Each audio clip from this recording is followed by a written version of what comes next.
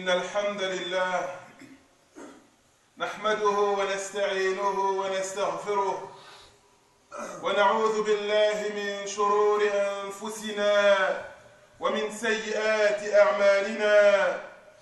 إنه من يهده الله فلا مضل له ومن يضلل فلا هادي له، وأشهد أن لا إله إلا الله وحده لا شريك له، وأشهد أن محمدًا عبده ورسوله صلى الله عليه وعلى آله وأصحابه وسلم تسليمًا كثيرًا.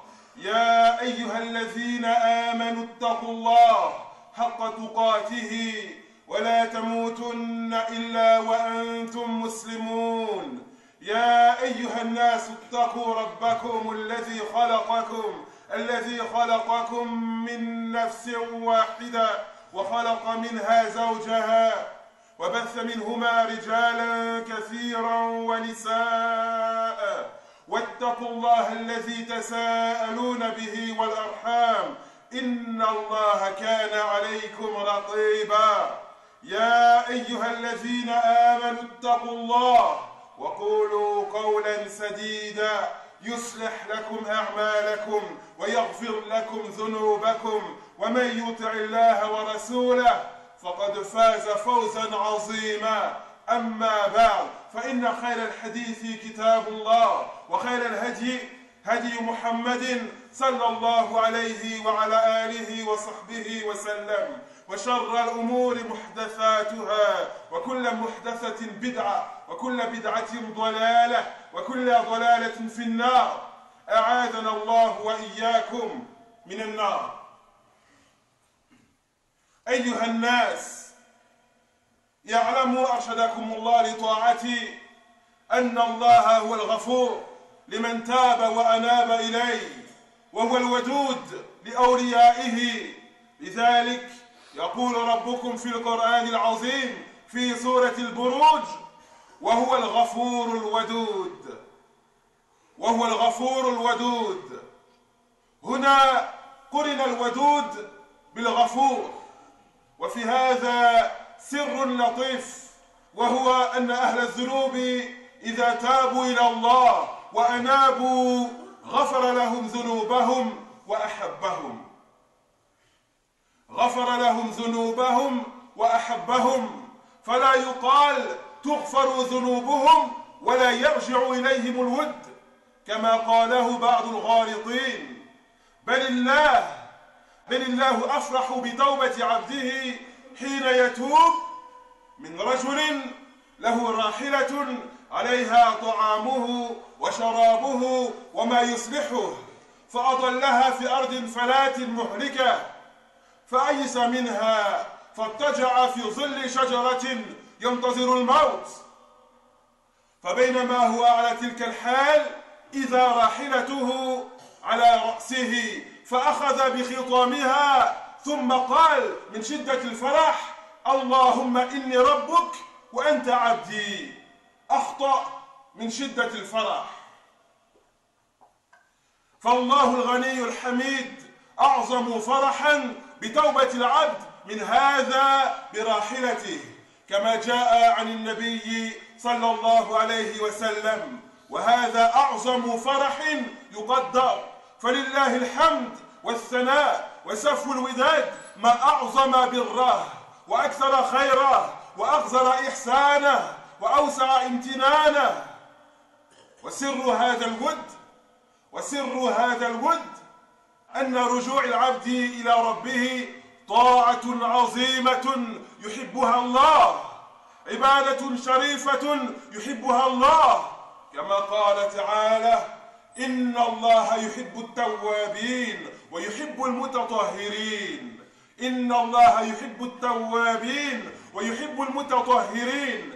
نعم يا عباد الله، الله سبحانه وتعالى يحب عباده المكثرين من الاستغفار والتوبة، يحب عباده المتطهرين الذين يبتعدون عن الفواحش والأقذار.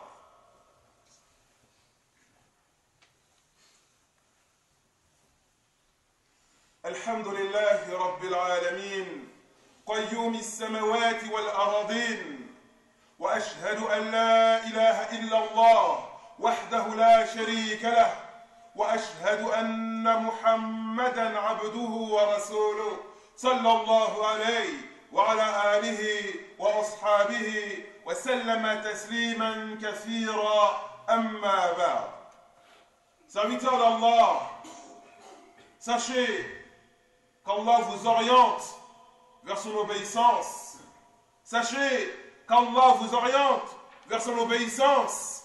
Qu'Allah, c'est lui le grand pardonneur pour celui qui se repent, pour celui qui revient vers lui, pour celui qui tire un trait sur ce qu'il était avant et qui se rectifie. Allah, c'est le grand pardonneur pour quiconque fait cela. Et c'est également le tout affectueux. Allah, huwa al-wadoud, le tout affectueux envers ses alliés, envers ses bien-aimés. Et c'est pour cela qu'Allah lui-même nous dit dans la sourate Al-Buruj, les constellations, il nous dit wa huwa al-Ghafour al-Wadoud. C'est lui le grand pardonneur, le tout affectueux. C'est lui le grand pardonneur, le tout affectueux. Ici, serviteurs d'Allah ont été liés, ont été associés deux parmi les noms parfaits d'Allah. Ici, dans ce verset, wa huwa al-Ghafour al-Wadoud, ont été liés, ont été associés deux parmi les beaux noms d'Allah, deux parmi les noms parfaits d'Allah, qui sont le grand pardonneur et le tout affectueux. Et il y a une cause à cela. Il y a une sagesse derrière cela. Il y a un secret derrière cela, qui est qu'Allah subhanahu wa ta'ala, lorsque ses serviteurs se repentent à lui, lorsque ses serviteurs reviennent vers lui, non seulement il les pardonne, mais il les aime. Non seulement il les pardonne, mais il les aime. C'est pour cela qu'il nous dit qu'il est wa huwa al-Ghafour al-Wadoud. C'est pour cela qu'il nous dit qu'il est le grand pardonneur, le tout affectueux. Le fait que ces deux noms viennent l'un à la suite de l'autre dans ce verset, le fait que ces deux noms aient été cités l'un après l'autre, liés, il y a pour cela une raison. Il y a pour cela une sagesse. Ainsi, il ne faut pas dire qu'Allah pardonne les péchés, mais que celui qui a fauté, celui qui a été plongé dans les péchés, celui qui a été noyé dans les péchés, Allah lui pardonne, mais ce ne sera plus comme avant, dans le sens où Allah n'aimera plus ses serviteurs comme il pouvait l'aimer avant. Non! À partir du moment où Allah te pardonne, il t'aime. À partir du moment où Allah te pardonne, eh bien, il t'aime. Et même plus que cela.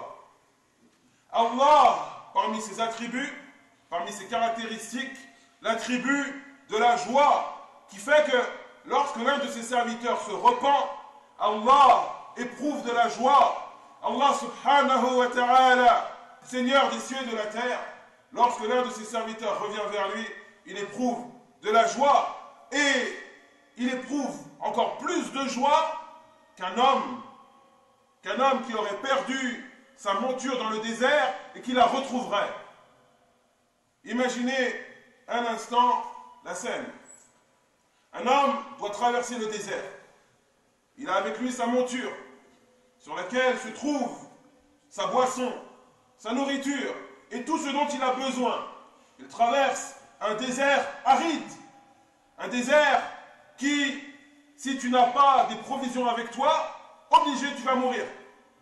Il n'y a ni eau, ni nourriture, rien du tout, que du sable et du vent et une chaleur intense. Cet homme traverse ce désert avec sa monture. Et sa monture s'échappe. Il se retrouve sans monture, sans nourriture, sans boisson, sans tout ce qu'il avait besoin pour survivre durant son voyage, durant la traversée de ce désert aride. Aussi cet homme continue à marcher jusqu'à ce qu'il trouve un un arbre dans le désert, c'est-à-dire un arbre sec, qui ne donne aucun fruit, qui n'a aucune feuille. La seule chose que cet arbre peut te donner, c'est un petit peu d'ombre. Cet homme s'allonge dans cette ombre-là et il attend la mort. Que va-t-il faire? Il est dans le désert, il n'a plus rien, plus de boisson, plus de nourriture, plus de monture, plus rien du tout. Il attend donc la mort sous l'ombre de ce petit arbre et il s'endort. Et quand il se réveille, il voit que sa monture est revenue. Quand il se réveille, il voit que sa monture est revenue avec tout ce qu'elle comportait, avec tout ce qu'elle avait. Nourriture, boisson, les choses dont il avait besoin, de l'eau, des choses dont il avait besoin pour survivre lors de la traversée de ce désert. Aussi, il se réveille et voit que sa monture est au-dessus de lui, au-dessus de sa tête. Que fait-il? Il agrippe sa monture par la bride et il s'écrie: « Oh Allah, je suis ton Seigneur et tu es mon serviteur. » Tant la joie qu'il ressent est intense, tant la joie qu'il ressent l'emplit. Il se trompe. Au lieu de dire « Oh Allah, tu es mon Seigneur et je suis ton serviteur », il inverse. Il se trompe et il dit « Oh Allah, tu es mon serviteur et je suis ton Seigneur ». Et il dit cela car il se trompe de par la joie qu'il ressent, de par l'intensité de la joie qu'il ressent. Imaginez la scène. Il vient de retrouver sa monture avec son eau, ce dont il avait besoin en termes de nourriture, pour s'habiller, pour se couvrir dans le désert, etc. Imaginez la joie que ressent ce serviteur. Eh bien, sachez, serviteur d'Allah, que lorsque le serviteur revient vers Allah, lorsque le croyant ou la croyante revient vers Allah, il se repent, eh bien la joie d'Allah est encore plus intense que ce que cet homme a ressenti lorsqu'il a retrouvé sa monture. Pourtant, Allah subhanahu wa ta'ala, c'est lui le riche par excellence. C'est lui le digne de louange et d'éloge. Il se passe de l'univers tout entier. Il n'a besoin de rien. Et quand bien même l'humanité tout entière était pieuse, croyante, toute l'humanité, plus les djinns, tous croyants, tous pieux, eh bien ceci n'ajouterait rien du tout au royaume d'Allah. Et quand bien même l'humanité tout entière étaient tous, et tous les humains, plus tous les djinns étaient tous pervers, tous mécréants, ceci n'enlèverait rien du tout au royaume d'Allah, subhanahu wa ta'ala, car c'est lui le riche par excellence, le digne de louange. Et nous avions dit la semaine dernière qu'Allah, comme il nous le dit lui-même dans son noble livre, au jour de la résurrection, il saisira la terre tout entière d'une main et il pliera les cieux de sa main droite. Allah n'a nul besoin de cet univers. Allah n'a nul besoin de nous. Cependant, lorsque le serviteur revient vers son Seigneur, lorsque le serviteur revient repentant, tirant un trait sur ce qu'il était avant et s'engageant à changer, eh bien Allah éprouve de la joie, une grande joie. Et c'est une joie qui est, on ne peut la décrire, car Allah subhanahu wa ta'ala est unique dans ses noms et ses attributs. Comme on trouve dans Surat al-Ikhlas, Qul huwa Allahu ahad, Allahu samad. Dis, c'est lui Allah l'unique, le seul vers qui nous devons nous tourner, car ses attributs, ses caractéristiques sont des attributs et des caractéristiques parfaites. Ainsi Allah, la joie d'Allah est une joie qui correspond à sa grandeur et à sa perfection, et elle n'est nullement comparable à la joie que peut ressentir un serviteur. C'est une joie qui est immense, intense, inimaginable. Eh bien, Allah a cette joie-là lorsque son serviteur revient vers lui. Et on voit, serviteur d'Allah, qu'Allah véritablement, c'est lui le digne de louange, c'est lui qui est doté de cette caractéristique de l'amour pur pour ses serviteurs. C'est lui dont la bonté, la clémence, les faveurs et la bienfaisance envers ses serviteurs sont immenses et indénombrables.